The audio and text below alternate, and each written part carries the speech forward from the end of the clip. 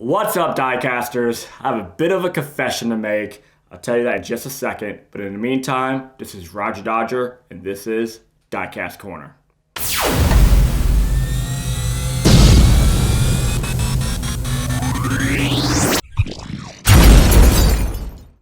So, my little confession is, I'll start off with a story at first. Okay, this is how it goes. The Ford GT came out, the new one, and I've always been a Ford GT fan, all the way back from when I actually used to have a Ford.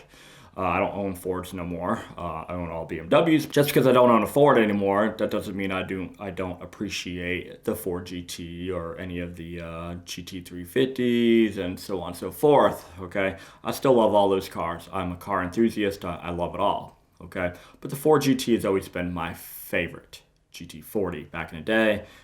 Why they dropped it, some copyright stuff, who knows, okay? But anyways, these days it's called the Ford GT, okay? And I was looking for a die-cast car of the Ford GT. I was like, okay, cool, I'll just go on eBay, I'll go look around the internet, and I'll find me a nice, cool 1/64th scale, brand new Ford GT, the blue one that they've been advertising. And I couldn't find any, but I did find one. And it is not in 1/64th scale. It's in 1/43rd scale. So it's a little bit bigger. And it comes in this little package here. This is by True Scale Miniatures. And I'm going to open this thing up and let you take a better look at it. I've done a couple photo shoots, I guess you could say, whatever you want to call it. Taking a couple pictures of those things. I'm sure you guys have seen it online. And I wanted to do a video, and I've been procrastinating. And, to be honest with you, I've really been into 1/43rd scale models lately for some odd reason. And I'll give you the reasons why. One, I love my Hot Wheels. I love my 1/64th diecast. I still buy them. I bought $100 worth today. It just, when I'm photographing them, you can really see all the blemishes and the no detail, things like the headlights not having any tampos and everything just looks small. It's really hard to photograph a 1/64th diecast. But that's not the reason why I bought it. I bought it because it's the only one. It was from the auto show and it came from Japan. It's $90 for this thing. So while you guys grovel over your supers, I'm groveling over this because this is 10 times nicer than any Super out there. Let's just say that. Even a Ford GT Super that's going to come out, it's not going to be able to handle this. Okay. The 1/43rd scale, now that I got my hands on it and I open it up, I'm like, wow, this thing is super nice. And it is. It photographs well. It's big. You can see a lot of detail. That they're not using standard tampos like what you would think. They do use tampos, don't get me wrong, but it's not like, like the Hot Wheels one, like the rear taillights in here are plastic. It's something that's been put together.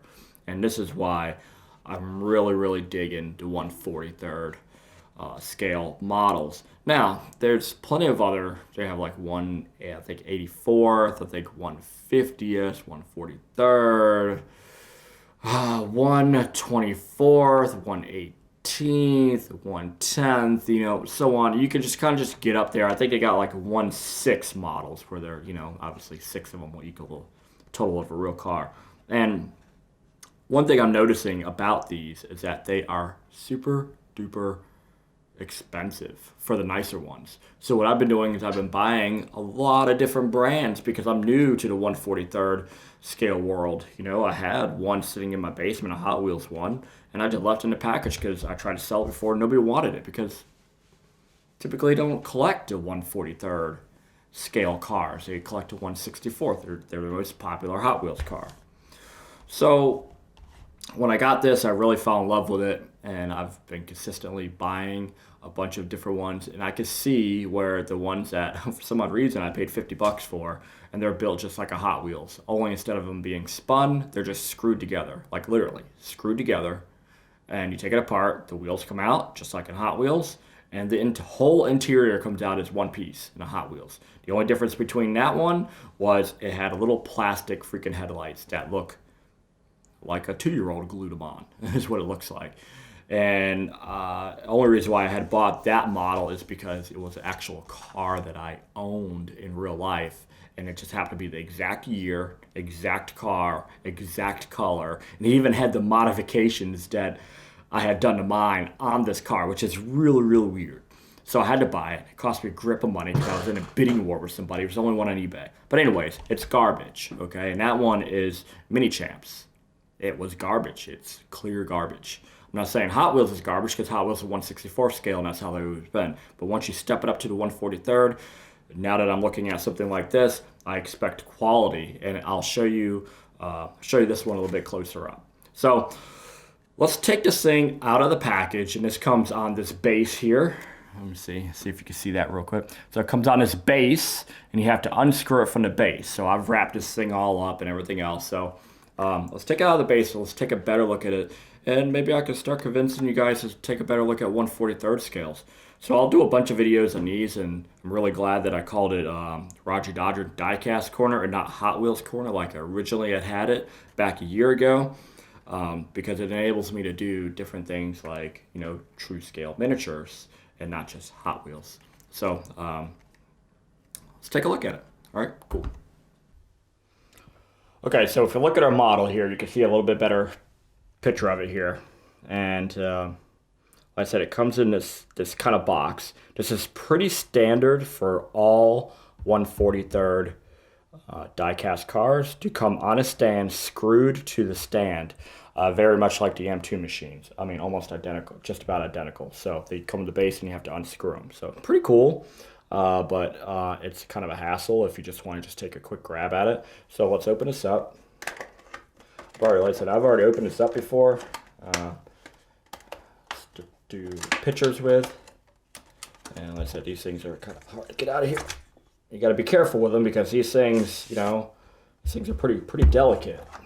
Not like your 1/64 scale where you're just going to run them down a track and let them smash into each other and stuff. So the fun factor is definitely not there for these cars, but I have to look at it like this.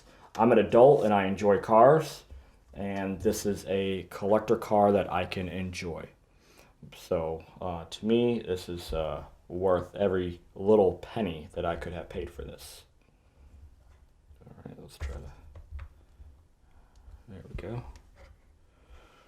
Okay, so when you're an adult collector, I mean, yeah, the 1/64s are great. Super treasure hunts, you know, they're awesome. Okay, whatever. I don't collect super treasure hunts anymore.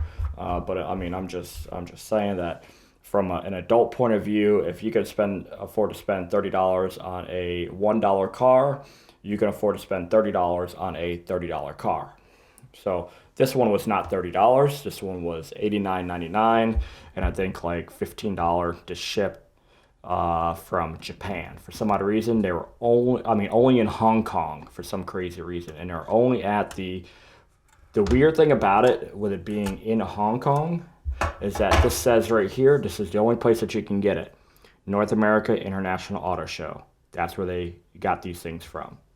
So, which is cool. So, so here's the base, which looks really, really nice. I mean, kind of a little, it's got some fabric on the bottom of it. We're going to have to pull that fabric up, foam, whatever.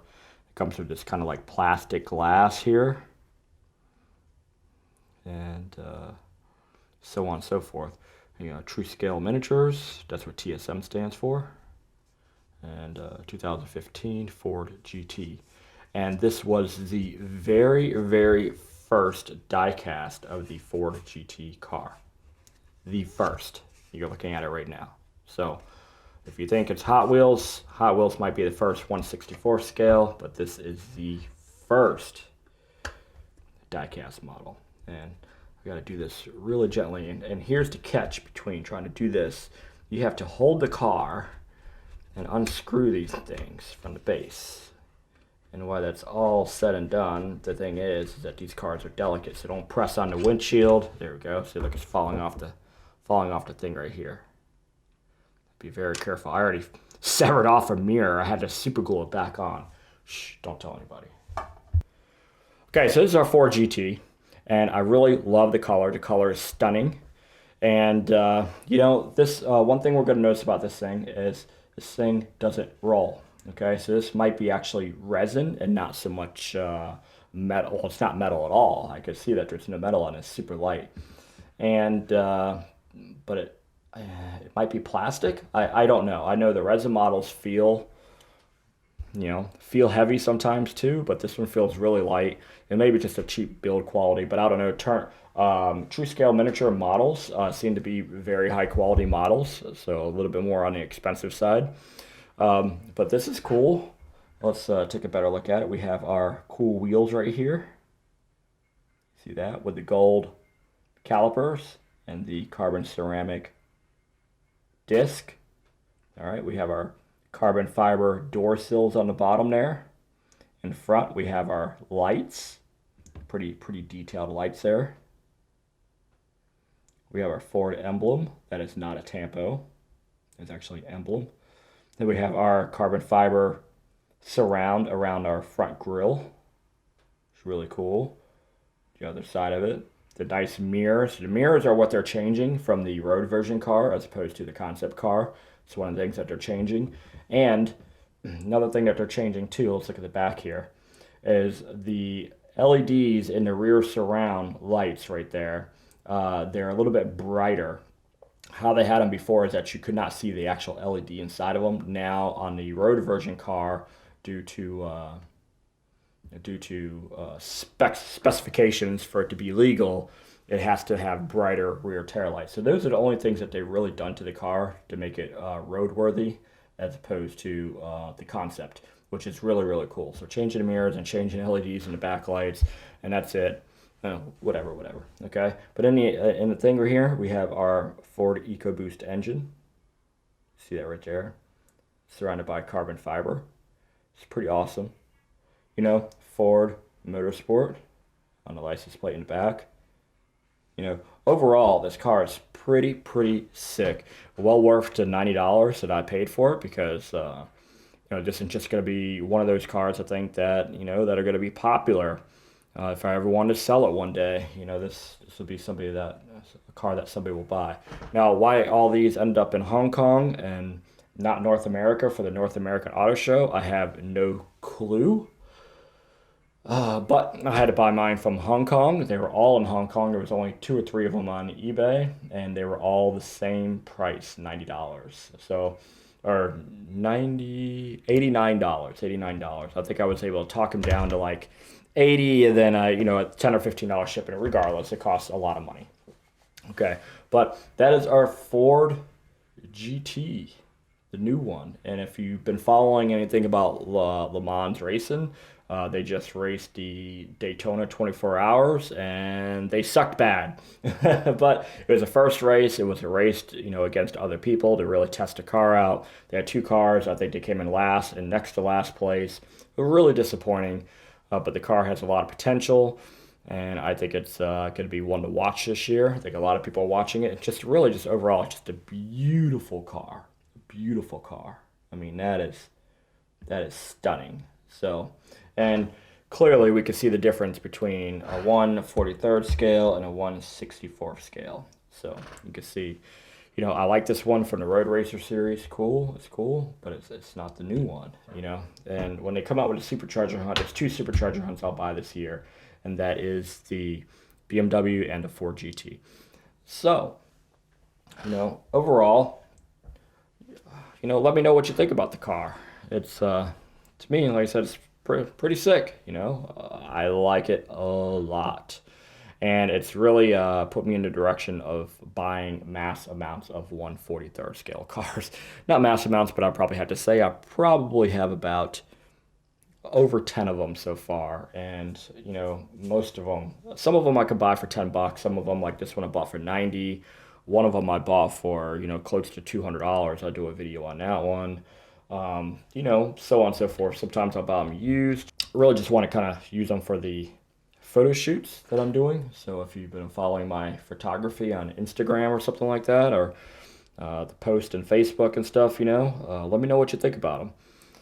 Because I'm trying to improve every day. I'm still fairly new. I've only been doing photography for 2 months now. So, don't don't shoot the photographer here. So I'm still trying to learn everything about lighting and shadows and this and that and a bunch of features of Photoshop I never used before, because I use Photoshop for like logo design and not so much for photo editing.